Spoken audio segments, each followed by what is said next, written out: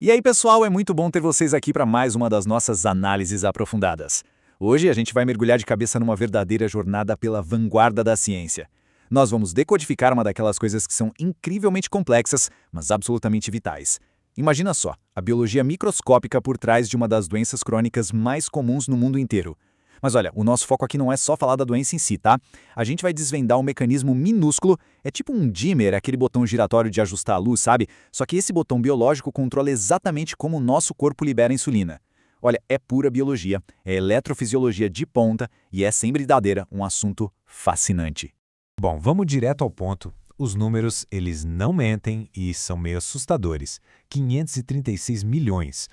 Esse foi o número global estimado de adultos vivendo com diabetes lá no ano de 2021. E para dar uma dimensão melhor, mais de 90% desses casos representam o diabetes tipo 2. É uma escala global que impressiona muito, né? Então, entender tudo isso parou de ser só um desafio médico isolado e virou uma prioridade máxima para a ciência contemporânea. Para organizar o nosso mergulho de hoje, o roteiro é o seguinte: 1. A crise do diabetes. 2. A fábrica de insulina. 3. O dímer de potássio. 4. Camundongos versus humanos. E 5. O futuro dos tratamentos. Então, vamos lá. Parte 1. A crise do diabetes e o fardo global do tipo 2. Para a gente materializar a urgência dessa situação, os dados mostram que os custos médicos anuais no mundo todo relacionados ao diabetes quase bateram a marca de US$ 1 trilhão. Foram exatos 966 bilhões em 2021. O ponto aqui é o seguinte: não estamos lidando só com uma crise de saúde pública, mas com um peso financeiro colossal. Claro, as terapias que a gente tem hoje ajudam bastante a manejar a doença, seja melhorando a sensibilidade do corpo à insulina ou forçando a liberação dela. Só que elas têm limitações bem sérias, como o risco de causar uma hipoglicemia super perigosa. Tudo isso cria uma pressão imensa para que a ciência encontre tratamentos cada vez mais inovadores e precisos. E é justamente por isso que a gente precisa olhar para o problema com uma lente microscópica.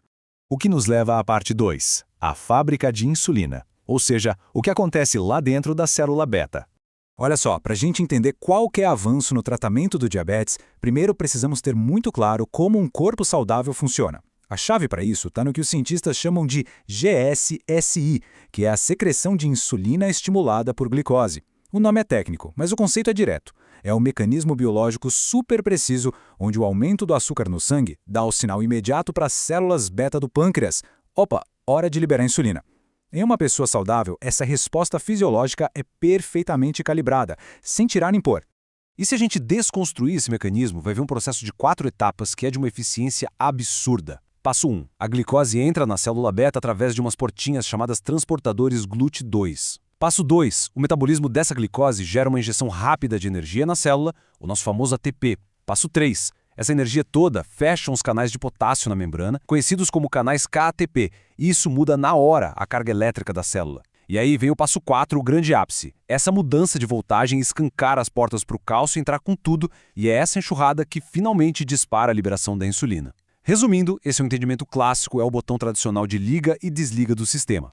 E essa reação em cadeia garante a nossa primeira fase da liberação da insulina, que é aquela resposta rápida e pontual logo depois que você faz uma refeição, por exemplo. Mas pensa comigo, isso levanta uma dúvida fascinante.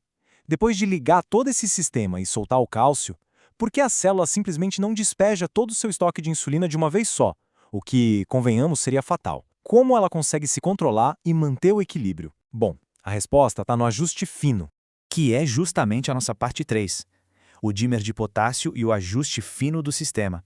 A peça que faltava nesse quebra-cabeça é uma estrutura celular formada por 4 partes, chamada de canais de potássio dependentes de voltagem, os canais KV. E ao contrário daqueles canais iniciais que disparam tudo, os canais KV são como os amortecedores do sistema. Logo depois daquela super entrada de cálcio que a gente acabou de ver, esses canais sentem a mudança na parte elétrica e se abrem para o potássio sair da célula. Isso faz a membrana voltar ao normal, repolarizando a célula beta e, consequentemente, interrompe o fluxo de cálcio.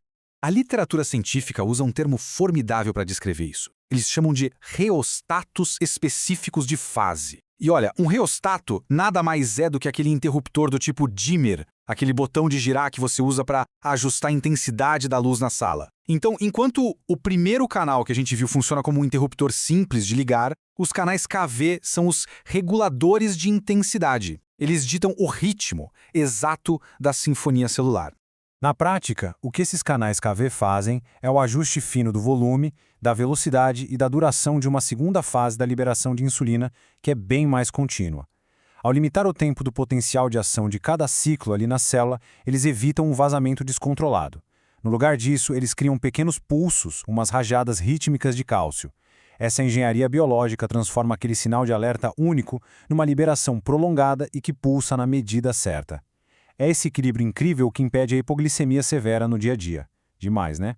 Mas a ciência tem seus desafios, o que nos traz para a parte 4, camundongos versus humanos, a lacuna evolutiva. O grande obstáculo aqui é que, infelizmente, nós não somos apenas ratos gigantes. Nas células beta de roedores, que são super usados nos laboratórios, um canal específico chamado Kv2.1 é quem faz quase todo esse trabalho pesado de repolarização. Quando os cientistas desligam esse canal nos bichinhos, bingo! A secreção de insulina melhora de forma sensacional. Só que as células humanas evoluíram de um jeito um pouco diferente. O nosso corpo depende primariamente de outras versões desse canal, como o Kv2.2 e o Kv11.1. Resumindo a ópera, mirar em um canal específico faz milagres no laboratório com ratinhos, mas transpor isso para o complexo sistema biológico humano é uma parada muito mais complicada. Então, para onde vamos a partir daqui? Parte 5. O futuro dos tratamentos e o caminho a seguir.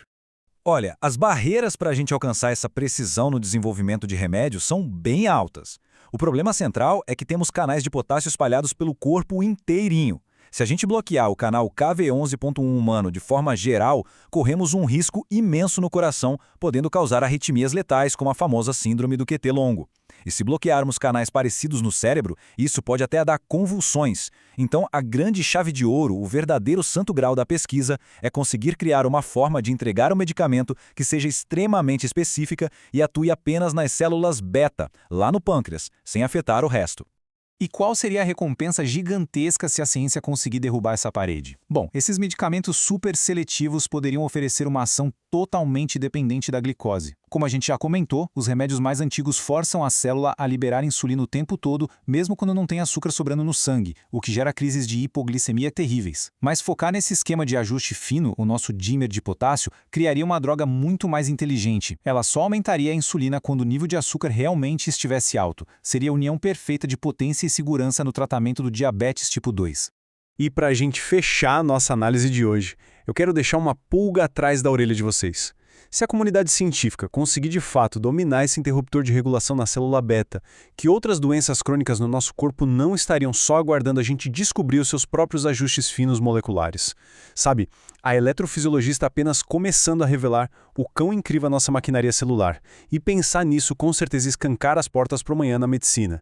Muito obrigado por me acompanharem nessa imersão biológica e a gente se vê na próxima análise.